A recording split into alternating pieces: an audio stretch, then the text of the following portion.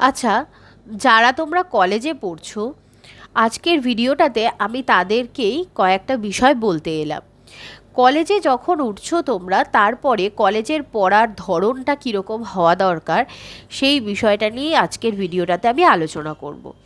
তো এই কলেজের পড়ার ধরন বলতে যেটা হলো যে আহ, এখন বর্তমানে কলেজে যে সিস্টেমটাতে হচ্ছে, সেই সিস্টেমে আমরা দেখতে পাচ্ছি যে কোনো একটা সেমিস্টারে স্টুডেন্টরা যদি কোনো একটা সাবজেক্টে কোয়ালিফাই না করতে পারে, সেক্ষেত্রে তার আবারও পরীক্ষা দেওয়ার একটা সুযোগ থাকছে, যেটা কিন্তু যখন আমরা পড়াশুনো করেছিলাম সেই সময় এই ধরনের কোনো সুযোগ কিন্তু ছিল না।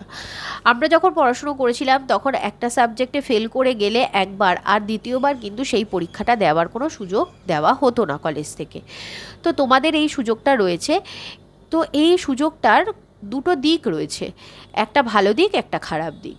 ভালো দিকটা কি?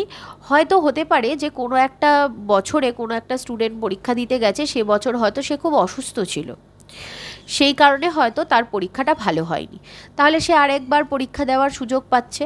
বা হয়তো তার বাড়িতে কোনো একটা বিপদ ঘটেছিল যে কারণে সে ভালোভাবে পারফর্ম করতে পারেনি, সে আরেকবার পরীক্ষা দেওয়ার সুযোগ পেল।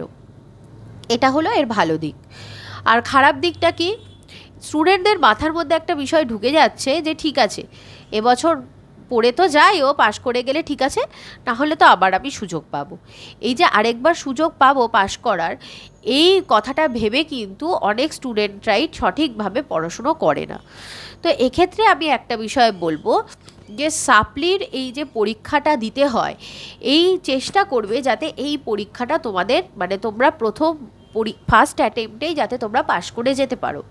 কেন কি, সাপ্লির পরীক্ষা যে বছরটাতে তুমি দেবে, যে সেমিস্টারে গিয়ে দেবে, স্বভাবতই সেই সেমিস্টারেও তোমার পড়ার যথেষ্ট চাপ আছে। সেই চাপের সাথে আবার তোমাকে সাপ্লির পরীক্ষার চাপটা নিতে হবে, দুটো চাপ একসাথে পড়ছে। তাহলে ভেবে দেখো, যদি তুমি যে বছরের তোমার ওই সিলেবাসটা ছিল সেটা তুমি সে বছর ঠিকঠাকভাবে শেষ না করে ফাঁকি মেরে থাকো, তার জন্য যদি তুমি ফেল করে থাকো, তাহলে নিশ্চয়ই পরবর্তী বছর গিয়ে আবারও সেই বছরের পড়া, আবার সাপ্লির পড়া পড়ে পাশ করতে পারবে, এটা কিন্তু হবে না। তো তোমার এই সাপ্লিটা কিন্তু বারংবার চলতে থাকবে। তো তার থেকে ভালো আমি বলবো যে প্রতি বছরেরটা প্রত্যেক বছর ভালোভাবে পড়ে নাও, পড়ে যাতে পাশ করে যেতে পারো সেই দিকে কিন্তু লক্ষ্য রাখো। হ্যাঁ, যদি তোমার সাথে এরকম কোনো ঘটনা ঘটে যে হয়তো তুমি অসুস্থ হয়ে পড়েছিলে, হয়তো তোমার কোনো পারিবারিক সমস্যার কারণে তোমার পরীক্ষাটা ভালো হয়নি, সেটা আলাদা ব্যাপার।